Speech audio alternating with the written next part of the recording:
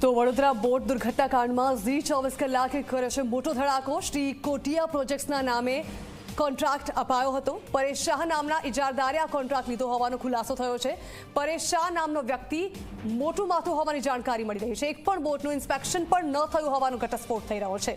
હત્યારા પરેશ શાહે બોટનો કોન્ટ્રાક્ટ બીજાને આપી દીધો હતો, ખાલી પૈસા ખાતો હતો। વડોદરા બોટ દુર્ઘટના કાંડમાં ઝી 24 કલાકને હાથ જે ખબર આવી રહી છે તે ખરેખર મોટો ખુલાસો છે। પીપીપી ધોરણે 100% પરેશ શાહના નામે પ્રોજેક્ટ ચાલતો હતો। પરેશ શાહે બોટનો કોન્ટ્રાક્ટ અન્ય વ્યક્તિને આપી દીધો હતો। વડોદરા બોટ કાંડમાં જવાબદાર અને નગરોળ તંત્રની પણ ભૂમિકા સામે આવી રહી છે। ભ્રષ્ટ તંત્રએ એક પણ બોટનું ઇન્સ્પેક્શન નહોતું કર્યું। ઝી 24 કલાક એક ભ્રષ્ટાચારીઓના આજે ચીથડા કાઢશે। એક એ ભ્રષ્ટાચારી કે જેને ભ્રષ્ટાચાર કરવામાં બાળકોના જીવ સાથે છેડા કર્યા છે તેને છોડવામાં નહીં આવે।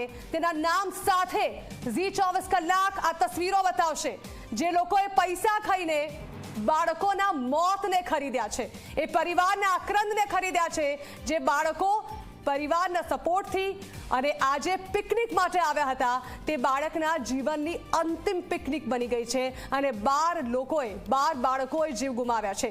ફરી એકવાર જણાવી દઈએ નામ, તમે પણ યાદ રાખી લો। પરેશ શાહ નામનો વ્યક્તિ જેણે આ બોટનો કોન્ટ્રાક્ટ લીધો હતો અને સૌથી મોટી વાત તો એ છે કે બોટોનું ઇન્સ્પેક્શન પણ નહોતું થયું। જેને બેસવું હોય બેસે, જેને મરવું હોય મરે, એ ભરોસે ખાલી પૈસા લઈને આ બોટોને તળાવમાં છોડી દેવામાં આવી હતી।